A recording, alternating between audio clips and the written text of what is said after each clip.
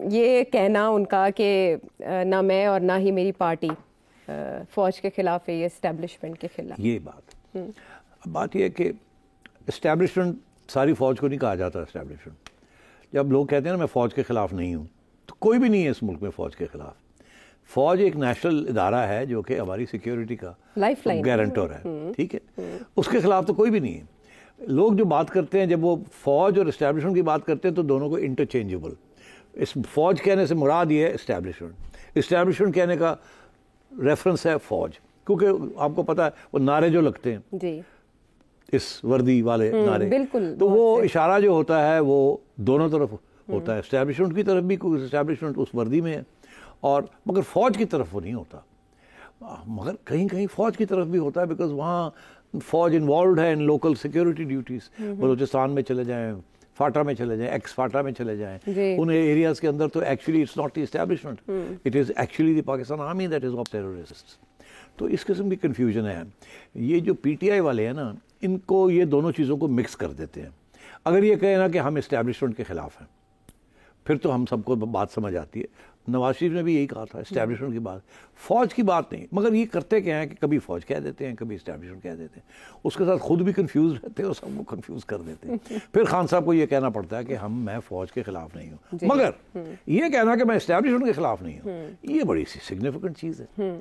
یہ تو بہت بڑا جسے کہتے ہیں نا یو ٹرن ہے، کیونکہ سارے ان کا گلہ ہی ہے اسٹیبلشمنٹ کے خلاف. صحیح بھی دیکھیے نا، دھاندلی کے الزامات کا فوج سے کیا تعلق؟ تو صحیح کہتے ہیں، فوج سے تعلق نہیں ہے، اسٹیبلشمنٹ کے ساتھ تعلق ہے جس نے یہ دھاندلی کروائی.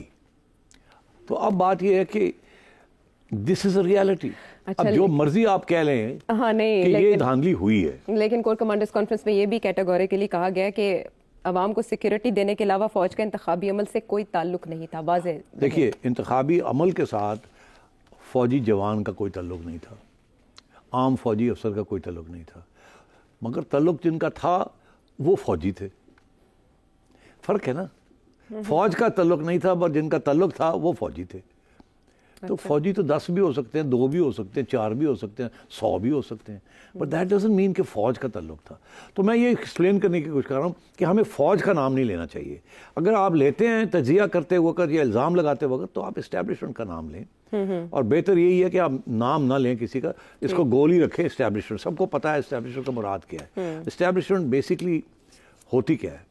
اب یہ بھی کسی وقت سوال آ سکتا ہے، یہ بھی پھر ٹائم ہو تو کریں گے کہ اسٹیبلشمنٹ کیا ہوتی ہے. ویسے آپ نے یہ بہت بار ایکسپلین کیا اور آپ کو سننے والے جانتے ہیں کہ کیا تعریف ہے اسٹیبلشمنٹ کی عالمی سطح پر، اور پاکستان میں بھی اس کے کیا معنی ہے. لیکن میں آؤں گی عمران خان صاحب کی گفتگو کی طرف. بڑی معنی خیز تھی، اور انہوں نے 2013 کے بعد جو اعتراض 4 حلقے کھولنے کا جو مطالبہ کیا تھا ایک بار پھر دہرایا، اور آپ کو تو پتا ہوگا کون کون سے حلقے وہ کھولنے کا کہہ رہے ہیں.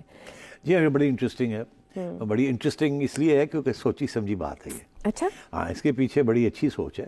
اچھی سے مراد یہ ہے کہ پازیٹیو لاجیکل سوچ ہے. Okay, not positive in a positive sense but positive in a how shall I explain it, positive in a sense کہ اس کے معنی بڑے ہیں. اچھا، اور اس کے فائدے بڑے ہیں خان صاحب کو. وہ کیا ہے؟ وہ کہتے ہیں نواز شریف کی کھولے. جی بالکل، حلقہ کھولے ان کا. وہ یہاں پرسیپشن یہ ہے کہ وہاں گڑبڑ ہوئی ہے، تو خان صاحب کو یقین ہوگا اس بات کا کہ وہاں تو نکلے گا گڑبڑ. اسی طریقے کے ساتھ انہوں نے 1-2 اور کنسٹیٹیوشن، جی نور عالم خان صاحب اور اون چودھری صاحب کا حلقہ بھی، اور اسلام آباد کا کوئی ایک، وہ تو فارم 45 کے اوپر بہت سی چیزیں نظر آ رہی ہیں کہ اون چودھری صاحب کی الیکشن میں کیا ہوا. وہ سلمان راجہ لگا ہوا ہے نا دن رات بتانے کے کہ 173 کو 973 کر دیا اور یہ کیا اور وہ کیا. وہ تو انٹرنیٹ پہ آ چکا ہے، آپ کو جی اپلوڈ ویب سائٹ پہ کر دیا گیا. پتہ نہیں دیر سے کام کر کے بھی انہوں نے کام وہی کیا. نہیں، مگر بات یہ ہے نا کہ خان صاحب نے یہ جو چنی ہے نا، یہ انہیں 100% نہیں 200% یقین ہے، ایویڈنس ہے ان کے پاس یا ان کے لوگوں کے پاس کہ یہاں دھاندلی ہوئی ہے. آپ کو یاد ہے 2014 میں بھی انہوں نے 13-14 میں بھی یہی 4 حلقے کھولنے کا ان کا مقصد یہی تھا کہ میں دکھا دوں کہ ہم نے صرف 4 کا کہا، دیکھو 4 میں 4 نکلا ہے. اس کا یہ مطلب ہے کہ اب سب کچھ کریں آپ. یہ ایک سیمپلنگ کی ہے. دیکھیے یہ جو پولسٹرز ہوتے ہیں نا وہ بھی سیمپلنگ کرتے ہیں. جی بالکل، وہ کہتے ہیں جی ہم نے 2000 لوگوں کو سیمپل سیٹ کر لیا. پتہ لگا جی 25 کروڑ میں سے آپ نے 2000-3000 لوگ لے لیے اور ان کے سیمپلنگ کر کے اور آپ نے پورا لکھ دیا کہ جی فلانا جیتے گا تو فلانا ہارے گا، فلانا پاپولر ہے اور فلانا نہیں. خان صاحب نے بھی وہی فارمولہ استعمال کہ پروپیگنڈا کے لیے ایک آئیڈیا لینے کے لیے انہوں نے کہا جی 4 کھول دو، اور وہ چن لیے کون سی جہاں موسٹ پیپل تھنک کہ وہاں دھاندلیاں ہوئی ہیں. یہ اب اگر میں نون لیگ میں ہوں تو میں کہوں جی ہم بھی 4 ڈھونڈ لیتے ہیں پھر، کیونکہ ان کو کے پی میں ضرور کوئی نہ کوئی مل جائے گا. نون لیگ کو مل جائے گا. ہاں پی ٹی آئی والوں کو انہوں نے بھی تو کوئی چھوڑا نہیں ہوگا نا وہاں، کیا کہ کیسے ہوا ہے وہاں. تو مطلب ہے کہ تو پھر 4 ورسز 4. ہاں 4 تو ہوگا کیا، وہ ایک اور دوسرا نیگیٹو ہو جائے گا، مگر ایک پروپیگنڈا بن جائے گا کہ وہ کہیں گے جی آپ نے دھاندلی کی، وہ کہیں گے آپ نے دھاندلی کی، عوام کہے گی ساری جگہ سے دھاندلی ہوئی. پھر ڈیمانڈ آئے گی نئی الیکشن کراؤ. تو اس لیے خان صاحب نے بڑی اچھی موو کی ہے from a political point of view. From the other parties point of view بڑی نیگیٹو ہے، مگر اس لیے اس کو کوئی نہیں مانے گا اس بات کو کہ 4 کھول دیں انہیں. اگر خان صاحب نے کھلوانی ہے تو جائیں کھلوائیں، عدالت میں جائیں، چیلنج کریں. میرا خیال ہے یہ ساری چیلنج تو ہو ہی گئی ہیں. جی بالکل آلریڈی چیلنجڈ ہیں، اور آپ نے بتایا بھی تھا کہ رزلٹ ممکنہ طور پر کیا نکل سکتے ہیں جہاں چیلنجڈ ہے. تو اب وقت لگے گا نا، وقت لگے گا. پرابلم یہ ہے کہ اس وقت تک یہ ساری سیاسی گرما سردی جو ہے نا یہ ساری اور اگلے فیز میں داخل ہو چکے ہوں گے معاملات، اور پھر ایک سٹیبل سسٹم پروبیبلی یہ انسیکیورٹی ختم ہوگی جس قسم کی ابھی ہے، ایک قسم کی اسٹیبلٹی شروع ہو جائے گی.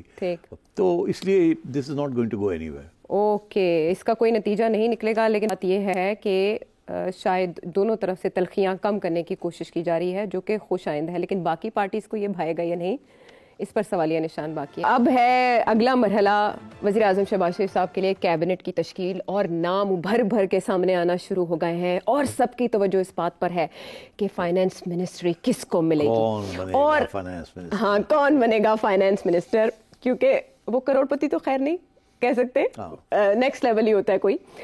پاکستان کے خزانے پر البتہ بیٹھنا ایک بڑے دل گردے کا کام ہے، لیکن اس دل گردے کے ساتھ ہمیں ایک ہی بندہ نظر آتا تھا مسلم لیگ نون میں، وہ اسحاق ڈار صاحب تھے. ایسے لگتا تھا وہی آئیں گے، اس کے علاوہ کوئی اور ہے ہی نہیں. لیکن آپ سے ہم نے اس پر پیش گوئی لی تھی کئی بار، تو آپ نے کیا کہا تھا؟ جی نواز شریف صاحب اگر پرائم منسٹر ہوں تو وہ تو چاہیں گے کہ اسحاق ڈار صاحب فائنانس منسٹر ہوں، اور اگر میاں صاحب خود باہر بیٹھتے ہیں تو میرا خیال ہے کہ پھر مجھے ایسے لگتا ہے کہ اگر اس صورت میں شاید پھر اسٹیبلشمنٹ جو ہے اسی قسم کی گیم کھیلے جو انہوں نے پہلے کھیلی تھی، کہ اشارہ ادھر کیا اور کر کچھ اور دیا. تو یہ ہو سکتا ہے پھر کہ اشارہ یہی ہو کہ اسحاق ڈار صاحب بن رہے ہیں اور کوئی بن اور کوئی جائے. میرا خیال ہے کہ یہ بالکل یہ شاید فائنانس منسٹر جو ہے نہ زرداری صاحب چوز کریں نہ نواز شریف صاحب چوز کریں، یہ شاید اسٹیبلشمنٹ ہی چوز کرے گی. اچھا، اسٹیبلشمنٹ کی چوائس جو اب نام سامنے آ رہا ہے وہ ہے یا نہیں، یہ ثانوی سوال ہے. پہلا سوال یہ کہ مصدق ملک صاحب کے بقول یہ عہدہ نہ لینے کی وجہ یہ ہے کہ اسحاق ڈار صاحب کی صحت ٹھیک نہیں ہے، لیکن حنیف عباسی صاحب نے کہا ہے کہ وہ بالکل ٹھیک ہے.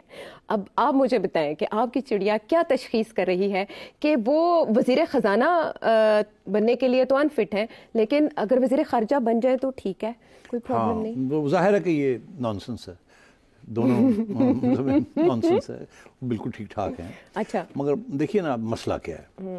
مسئلہ یہ ہے کہ انہوں نے اور نواز شریف صاحب نے پوری کوشش کی کہ وہ فائنانس منسٹر بنے، مگر کیوں ہم لوگ کہہ رہے تھے کہ مسئلہ بنے گا، یہ شاید نہ بن سکیں، یہی کہہ رہے تھے. بالکل ایسے، بیکاز اطلاع یہی تھی کہ اسٹیبلشمنٹ جو ہے وہ نہیں چاہتی کہ وہ بنے، سیدھی سی بات ہے.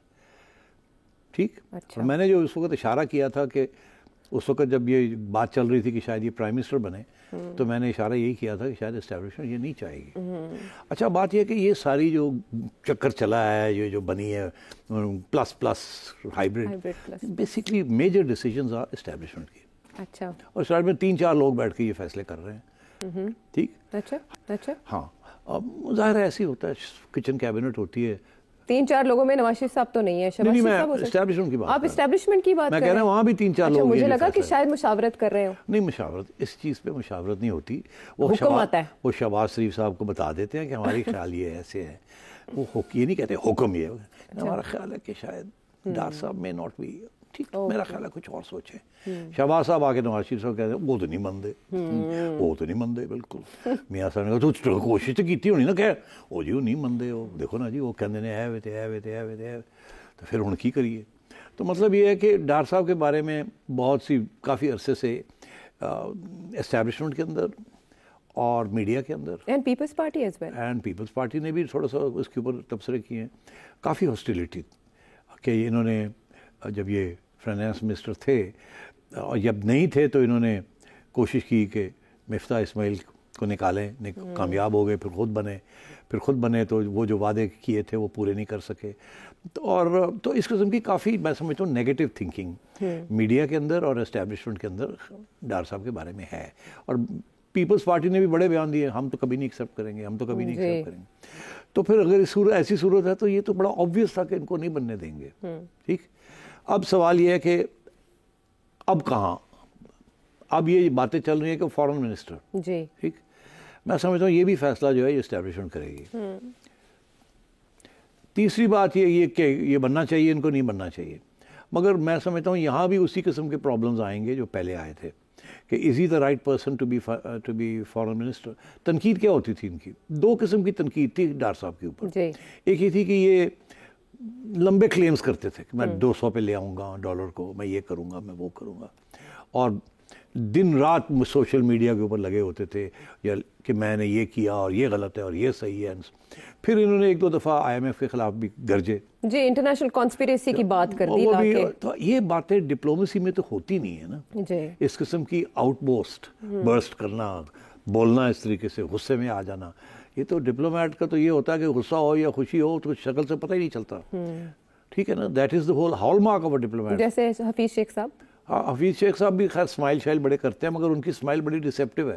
وہ کبھی اس کا ایک مطلب ہوتا ہے, کبھی دوسرا مطلب ہوتا ہے. تو بہرحال تو اب یہ ہے کہ بڑے ٹھنڈے دل کے, ٹھنڈے مزاج کا بندہ چاہیے ایز اے ڈپلومیٹ. پلس اب ڈار صاحب کے پاس نالج ساری ہے. He has all the knowledge at his fingertips, اس میں کوئی شک نہیں ہے. بہت میں سمجھتا ہوں بڑے ذہین اور نالجبل شخص ہے.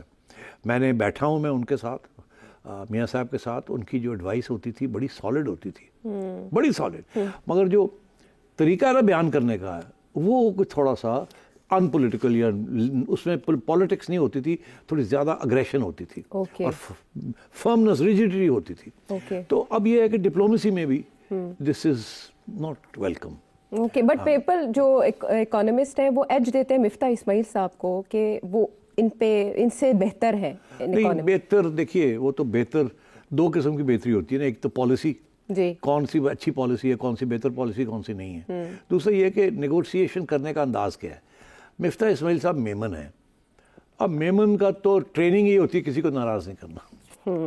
دیکھیے میمن تو اسی لیے تو کاروباری, یہ برادری ویسے بھی جانی جاتی ہے, اور وہ بالکل ہر چیز اسماعیل کے ساتھ, کبھی ادھر کبھی ادھر, کبھی بینڈ ہونا تو ایسے ہونا تو ایسے ہو جاتے ہیں, آگے ہونا تو وہ یہ بڑے انٹینے بڑے شارپ ہوتے ہیں.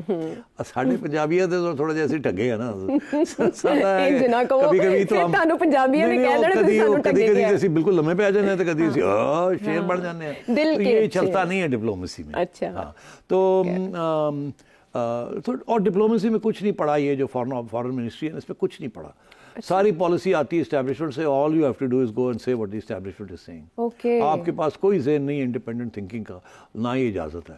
وہ ساری ٹریننگ ہی فارن آفس کی ایسی ہے کہ جو اسٹیبلشمنٹ کہے گی وہ صحیح ہے. لیکن اب ڈار صاحب کے بارے میں اگر یہ ایشوز ہیں ٹینشن کے, تو پھر آبویسلی اٹس ان لائکلی کہ ان کو سپورٹ کرے گی اسٹیبلشمنٹ. اب ڈپینڈ یہ کرتا ہے اس بات پہ کہ نواز شریف صاحب کتنے فرم ہیں کہ نہیں اب یہ تو کنسیڈ کرنا پڑے گا نا آپ کو.